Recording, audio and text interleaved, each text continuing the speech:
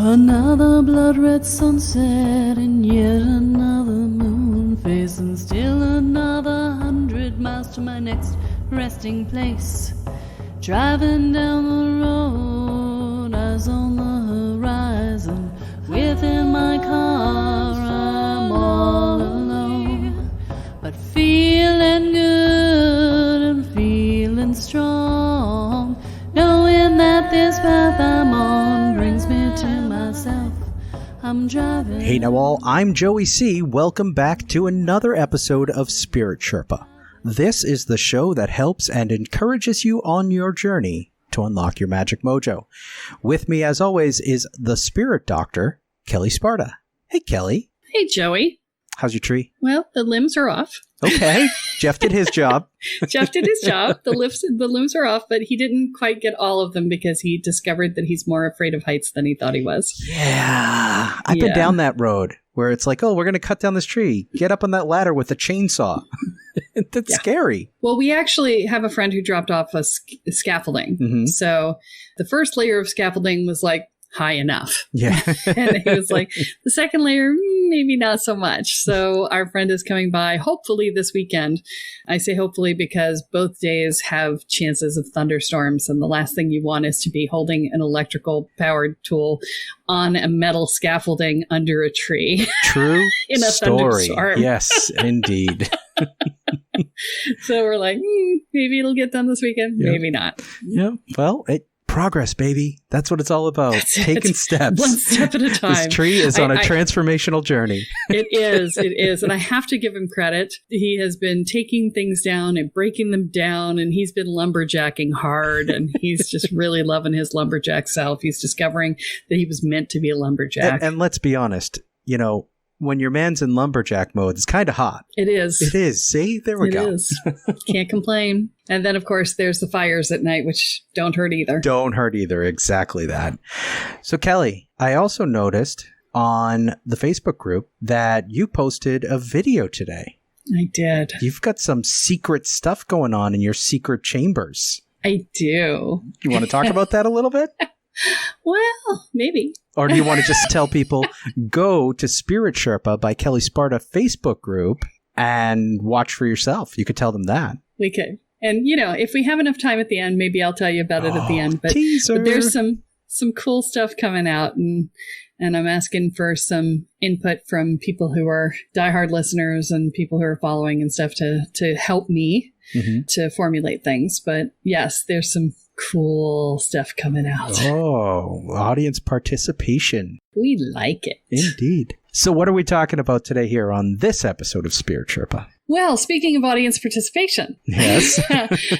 I actually got a question from someone on Facebook Messenger. Okay. Saying that they had a question. They specifically asked me not to use their name, so I'm not going to. Mm-hmm. I will read the question and say this is what we're talking about for this episode, which is she'd like to learn how to let go when the ego is deeply hurt. When someone has hurt you or someone you love, how to get over it and to see the beauty and light in the person who hurt you. How to make it work, how to let go of anger and disappointment. That's a rich topic. It is a rich topic. And so we've only got half an hour, so we're going to do the best we can. Okay. It's a deep topic, right? Yeah. Because there's a lot of pieces and parts to it. Okay. The first thing I want to say is that there is this tendency, specifically for my people, the challenged childhood people who want to be perfect, who want to get it right. We all just want to be able to just let it go and forgive and be spiritual. Om and namaste our way through it, right? Yeah. That's really what we want to do. And that is not how it works. Yeah. That is spiritual bypass. And we have a whole episode on that. So if you don't know what that means, go look it up because it was a good episode. I don't think that's what this person was asking me, but I needed to say that out loud because some people will resonate with that. And maybe more of us than would care to admit that we resonate with that. Yes. The thing that's important when you're trying to get over a hurt, the first thing is to acknowledge your part in it. And the reason that I say that is because when we acknowledge our part in it, we realize that we played a role in creating it. one of the biggest challenges is when we feel like we were out of control, that we were victimized. Mm-hmm. And the more victimized you feel, the harder it is to get over something, because your divine self is going, wait, what happened? I create my what happened? This isn't okay. This shit is not supposed to happen. I am the divine self and I am God and I understand how this stuff works and I create you. No, wait, what? And so there's part of us that's going, I feel betrayed, right? My power, where'd my power go? Right. And so I'm making light of it, but it's true. Okay. There's part of us that's just like completely shocked that this has happened, because on some level, we know that we create everything. Right. And so for us to get blindsided is sort of like the ultimate party trick for the omnipotent being, right? And that's what's so shocking about it. And so the very first thing is to really note how you played a role. And that role may have been, I didn't see who the person was. Okay. It doesn't have to be, I created it. It just has to be, I didn't see who it was. Right. Yep. Because, I had a boyfriend once, compulsive liar, he believed his own lies. Yeah. It makes it impossible energetically to pick up on because he believes them. Yeah. And so everything you're using to test for truth comes up true because he believes it. And so, that's a moment of, whoa, what happened? Right. There's a piece where we just didn't see the person for who they were, or we did see who they were, and we asked them to be someone else. And even if they agreed to be somebody else, they're never actually going to be somebody else. And that's a tough one in general. That's a tough thing to ask even. Right. But, we challenge childhood people. We love to fix people. Yeah. Just like, ooh, I got to fix your effort. Yay. I can be of service. No, you can just be, trying to tell somebody that they need to be somebody else, which is not great for their self-esteem and not very kind. Yeah. And, setting yourself up to be hurt at the same time, which is challenging to hear, but true nonetheless. Or it could be that you picked the wrong person to be with, or it could be that, so like my ex-husband, I lied to him about who I was because I was trying to be the person I thought he wanted me to be so that he would love me. Yep. Okay, that was my fault. I did that. I did it for what I thought were all the right reasons, but I did that. Mm-hmm. That was my bad. So when you own what's true, what your part in the process was, then you begin to feel like you have some semblance of your power back. Okay. That's the very first thing, is that we have a tendency when we get hurt to lose our power. We pretend that that power has been taken from us. And I say we pretend because your power is always yours. No one can take it from you, right? Right. And so the very first thing to do is to find a way to take your power back. And you don't do that by fighting with the other person. You do that by acknowledging you already have it. Mm-hmm. And that's where the responsibility piece comes from, because with great responsibility comes great power. Yes. Backwards from Spider-Man. Yes. And that's step one. Step two is, and here's the other piece. So I'm going to assume, and I don't have all the details about where this person's question came from, so I'm going to have to make some assumptions. So I'm going to assume that there was a breakup as a result. Okay. When you describe that level of pain and hurt, either it's a family member or there's a breakup coming. There may be a breakup with the family member too. Yep. But regardless, we as empaths have a tendency to be energetically codependent. And what that means is that we smush our energy fields together with our partners. And we've talked about this in the past. Yep. We tend to energetically mix our energies with our partners. And so we don't know where we end and they begin and so on. And so when you split up, you leave pieces of yourself behind in their energy field and you have pieces of them behind in your energy field. And so it makes breakup really hard and really ugly. And it's really hard to get over the person and right. So the key is to call the pieces of yourself home and to send their pieces back. And you do that by just putting a filter through their energy field, calling your pieces back, and putting a filter through your energy field and sending their pieces back. And I could hear you all going, but how do I do that? And there's an episode that tells you how, but it's very simple. Visualize. Okay. If you're visualize a filter literally going through the field and pulling the energy out. And if you're kinesthetic, then just feel the parts of yourself coming home and then evict the parts of themselves that are in your field and send those back. Yep. And that's a feeling process, right? The thing I'm going to say is you guys make this so much harder than it is. Okay. I get so many how questions after I've just said how. Right. It really is as simple as I say it is. The how question that you ask after I tell you that is you resisting the process and not believing it can be that easy. Yeah. And that's you resisting your power. Well, and I ask you that all the time. You give an answer. I'm like, yeah, but what do we really have to do? That's the summary. What is it really? And you often say to me, no, that's it. Just that. Sit still, clear your mind, visualize the person, do the process, and you're done. Okay. And that's it. Okay. So first thing, you take your power back any way you can in terms of, taking your responsibility for the part you played. The second thing is you make sure that you have all your energy in your energy field and that you don't have anybody else's energy in your field. That's the second thing. And then the third thing is healing the heart. You got to be sad. Mm-hmm. Okay. And this is a part we try to skip to because we're good at soldiering on. I'm just going to shove that down and soldier on. I'm fine. God damn it. Don't you mess with me. I'm fine. And that's where it goes, right? Because we get angrier and angrier the more stuff we stuff. Yeah. You got to give yourself space to be sad. Yep. And if you have a hard time accessing your sad, go watch a sad movie. Watch a few Hallmark commercials. And that's really a key piece of this process because in our current society, especially here in the U.S., we're so programmed not to let the sadness come out. We're told, don't be sad. Don't be sad. Don't cry. And sometimes that's actually the most important step that people try to push away or stuff or bypass with the I'm fines. Yeah. And even in the spiritual community, especially in the spiritual community, right? It's because, there's always someone happy to look at you and say, well, you have to forgive them. Mm-hmm. And it's like, first I have to be pissed. Right. Then I have to be sad. Yeah. And then if I feel like it, I have to forgive them. Right. Mm-hmm. If I'm ready, I have to, and when I say if I feel like it, it's if I'm ready, right?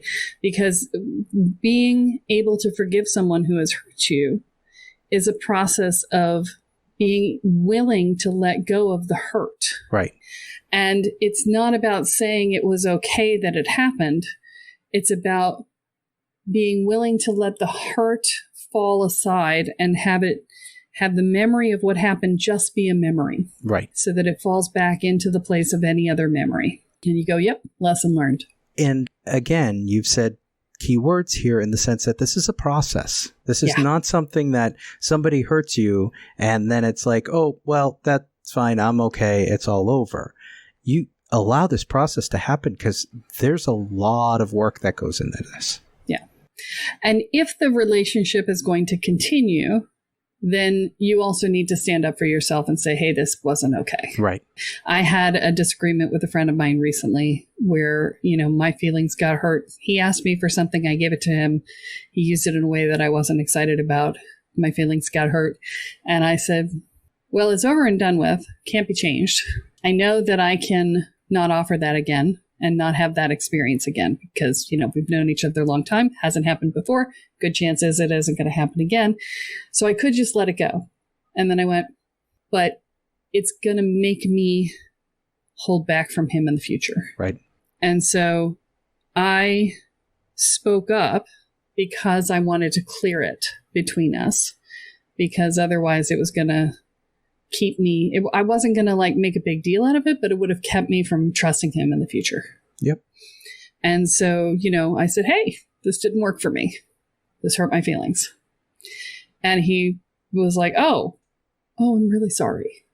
I'm like, thank you. But if you don't speak up, if you don't say this hurt my feelings, this wasn't okay the way that this was handled, Right. then, you don't give the other person the opportunity to apologize. Exactly. You don't give the other person an opportunity to realize that they hurt your feelings at all. And then you go on thinking that you don't matter to them. Right. Because, they didn't care that they hurt your feelings. It's like, no, they probably didn't know that they hurt your feelings. Right? To them, it was not intending to hurt, and they didn't see why it would. Exactly. And he was quite surprised. Yeah. So the thing that you have to be aware of is you have to be willing to advocate for yourself. Mm-hmm. Right? And, the rule of thumb, and I want to be really clear, this comes from the Human Awareness Institute. This is not mine. But the rule of thumb is you only clear with somebody if you want to get closer to them. If you are done with them, clearing is not an option. Yeah. Right? You just be done with them. Right. Right? Because when we say, I want to clear with you, when we're going to be done with somebody, no, it's, I want to beat you up so that you feel as bad as I feel. Yeah, exactly. That is not an okay thing to do. So you're going to take responsibility for your own actions and what you did. You're going to clear your field and their field and make sure everybody's got their own energy. You're going to feel bad and sad and mad and whatever other ads you've got, right? Yep. And you're going to speak up for yourself. Yep.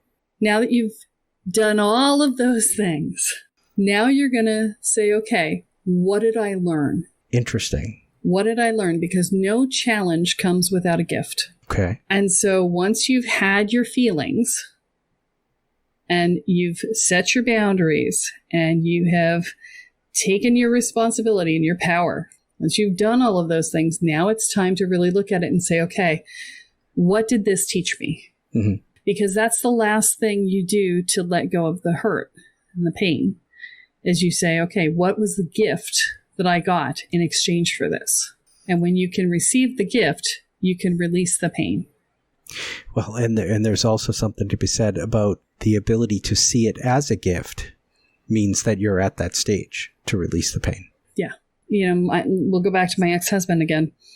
What did I learn? I learned don't lie about who you are. Yeah. I learned that you can't turn yourself into a pretzel to make somebody else happy, especially if they're committed to not being happy. Right. I learned so much. That relationship was such a gift.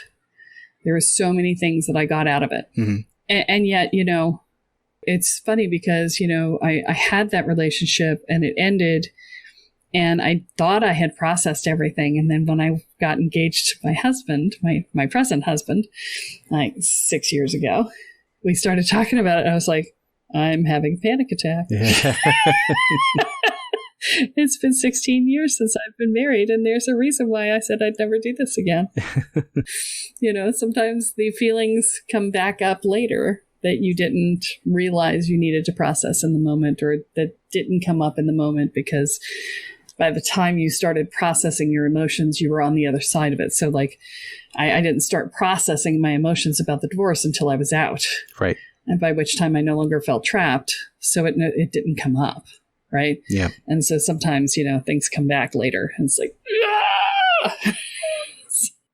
So there's that. But that's the process. I mean, it's not a quick one. It's not an easy one. It's not a pain-free one. We always feel like we want to be able to be so understanding. And, and I want to say it doesn't have to be miserable. Okay. Okay. It doesn't have to be. I mean, and it depends on the situation, obviously, right? Mm-hmm. The more you care about someone, the more energy this process is going to take. The more time it's going to take. The deeper the connection, the more time it's going to take to release it. Especially if you're not so good at knowing what your emotions are, which most of us aren't. Right. We're like, I don't know how I'm feeling. Yep. I'm fine. And you truly believe that you're fine. Right. And then, somebody says something and you bite their head off and you're like, ooh, maybe I'm not fine. Right? If we're not so good at knowing what our emotions are, then that becomes more problematic and it takes more time to work itself out. But again, I go back, and I know I've said this probably several times throughout the podcast, but, pain is required, suffering is optional. Okay. Pain is part of the process. Yep. You know, we all go through pain. It is what stretches us. It is what deepens us. It is what expands us into the people we are to become. Mm-hmm. Suffering is the attachment to the pain or the attachment to the thing that we can't have that's causing the pain. Yep. If you can release your attachment, you can reduce the amount of pain that you feel. One of the things that happens, especially with like a breakup or something, is that we feel like, oh, they're the only person in the world who will ever understand us or who will ever be able to give us the amazing sex that we had or who will ever be able to connect with us on an energetic level or, you know, who will ever get me, you know, that sort of thing. When we attach lack and loss to the person, when we say that something that we wanted in our lives is now no longer possible without that person, we create suffering for ourselves. Right. There are 7 billion people on the planet. I promise you, there's someone else. Billion with a B, right? Lots of people. They may be rare. I get it. They're not the only one. Right. I promise you. Mathematically speaking, it is impossible that that is the case. Right. This is sort of where I'm coming at it from. So make sure that whatever pain you're feeling is not attaching the loss of something more ubiquitous or, you know, something more, you know, non-person. Mm-hmm. You know, it's okay to say, I'll never have this person in my life again. Sure, right. That's true. Right. Yep. No problem. But to say I'll never have love in my life or I'll never have great sex again or I'll never have whatever is not accurate. Right. So make sure that you're assigning the appropriate response. We have a tendency, because our lives were spent waiting for the other shoe to drop, and it often did, we have a tendency to awfulize. Yes. Which is Jan Van Zandt's phrase, and I love it. We just stack awful on awful on awful. And we may even come from families that compete for who had the most awful day. Yep, right? Exactly. And so that's where awfulizing comes from. But we internalize it and we do it to ourselves. Oh, well, this person's gone. So, oh, I will never have this again. And I'll never have that again. And and we get stuck in the nostalgia instead of paying attention to what's still good. So you cannot make any change from the past. You cannot make any change from the future. You can only make change from the current moment. If you are unhappy, you want change.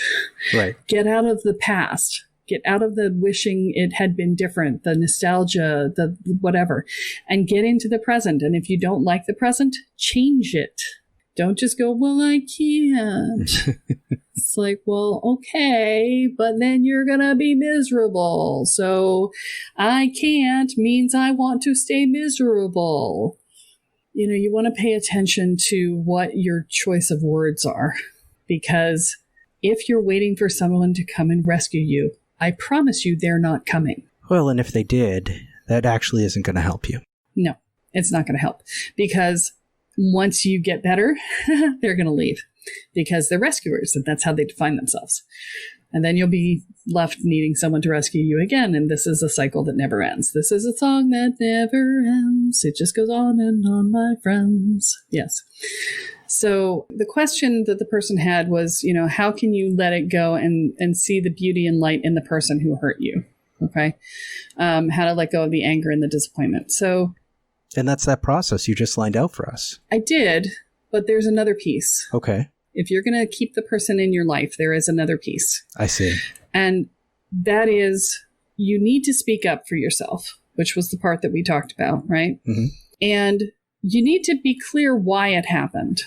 Because if it happened and it is likely to happen again, don't go looking for the beauty and the light in that person. Okay. Smack them upside the head and say, this isn't okay, and it will never be okay. And if it ever happens again, I'm done with you. Mm-hmm. You need to stand up for yourself. Well, and you need to set boundaries which are important for you, but you also need to do it without expecting what you said earlier, which is that person to be someone that they're not. Right. And if who that person is going to be somebody who's going to do it again, then you need to either hold yourself in a way that you expect it to happen, mm-hmm. or you need to not be friends with that person. Yep, or step be away. in connection with that person. I mean, I have a friend of mine who disappears for months, sometimes years at a time.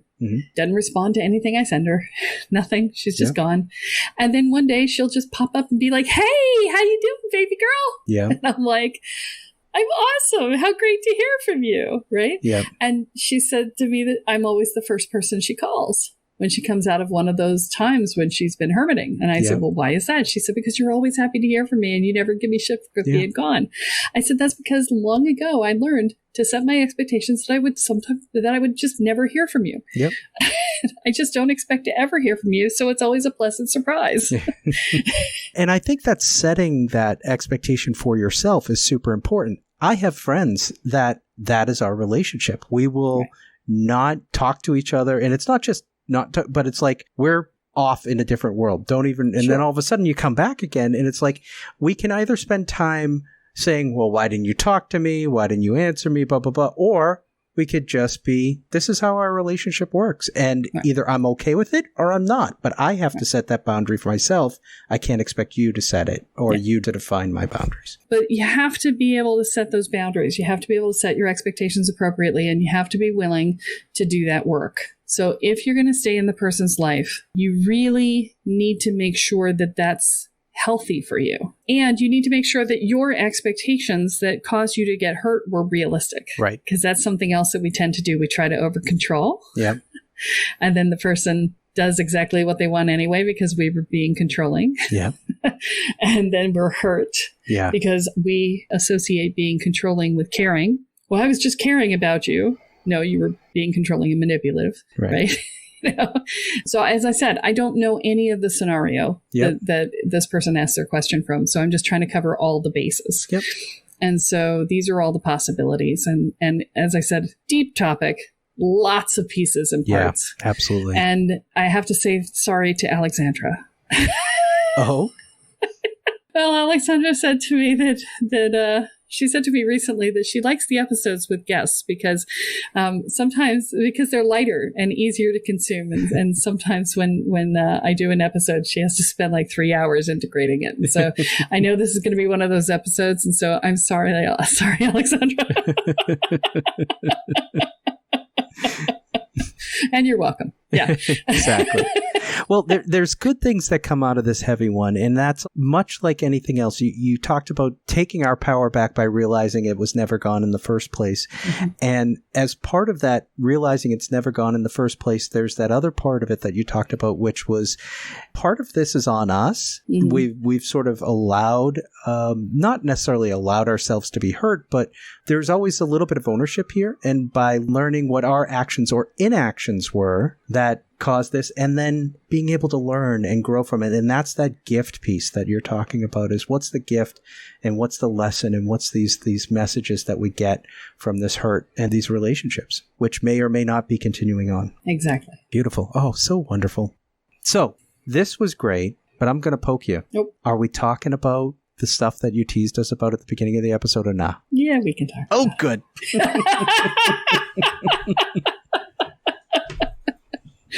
So, one of the things that I've been hearing about, I get on the phone, I talk to a lot of people who are talking to me about coming into the program. And in case you haven't heard, I run a mystery school, and that mystery school is fast becoming Hogwarts. So I run the Sacred Power and Purpose Mystery School. And I have a friend of mine that I'm speaking with about running the early stage programs, the stuff that you can take as one-offs, that you don't have to commit to the whole process of going through things. And when I told my friend that I was doing this and I was looking for somebody to come in and help with the early programs, the beginner programs, she looked at me and she was like, "And you want me to be McGonagall? I love McGonagall." I'm like, "Yes, I want you to be McGonagall." And so she is happily putting things together right now so that she can be McGonagall. So I'm just letting you guys know that this is coming. Okay. These are going to be one-offs. And when I say one-offs, it's a series of programs, but they're going to be things that you can do at home. They're not going to be coaching based. They're going to be, education based.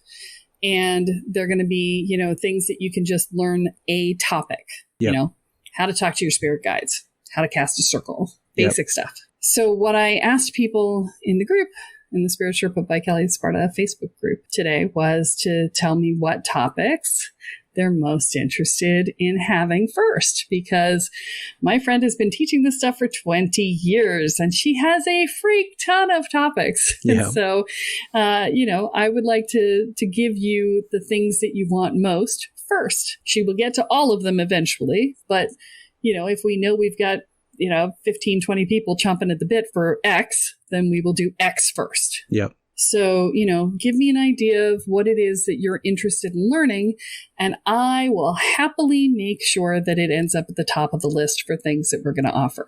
So, think about the things that you've Googled recently, maybe how you found the podcast here, yep. The things that you wish you knew. And even if you don't know exactly what it is that you want to learn, but you kind of have a sense, you're like, well, I don't really know what magic is, or I don't really understand how to, use my intuition, or I don't know what, on anything that's along any lines. Yep. I'm happy to take whatever smush of stuff you put onto the page and I can turn it into something that makes sense. Okay.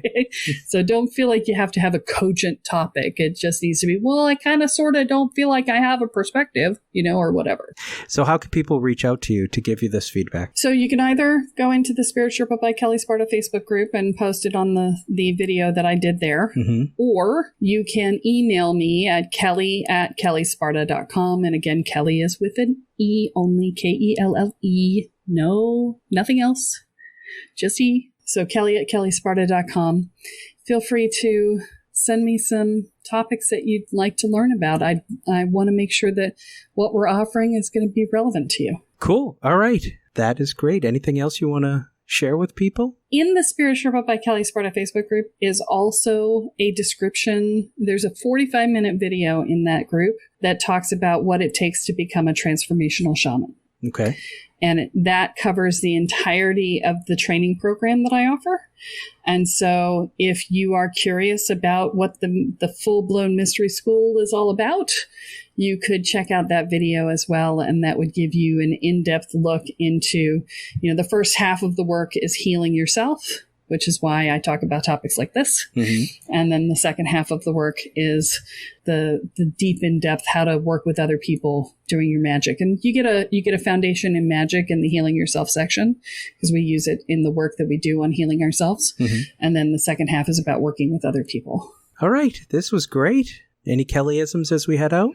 Be kind to yourself. That's my standard phrase these days. Very Be fitting. kind to yourself, because when you're hurt, and don't try to soldier through. Yeah. One of the biggest reasons we get so angry is because we refuse to acknowledge our own emotions. Yeah. And so really give yourself space to grieve. Yep. And hurt, just like grief itself, is a process to shed. All right. Well, that is all that we have for this week, but be sure to join us next time as Kelle adds another chapter into your guide to energy, magic, and the spirit world. I'm Joey C., here with Kelle Sparta, and you have been listening to Spirit Sherpa. So long, everyone. Bye. Each mile I travel over 13,000 now. I leave behind a little fear. Spirit Sherpa is the sole property of Kelle Sparta Enterprises and is distributed under Creative Commons BY-NC-ND 4.0 license. For more information about this licensing, please go to creativecommons.org. Any requests for deviations to this licensing should be sent to KELLE@KELLESPARTA.com. That's Kelly@KelleSparta.com. To sign up or to get more information on the programs, offerings, and services referenced in this episode, please go to KelleSparta.com. This episode of Spirit Sherpa has been produced by Honu Voice Productions.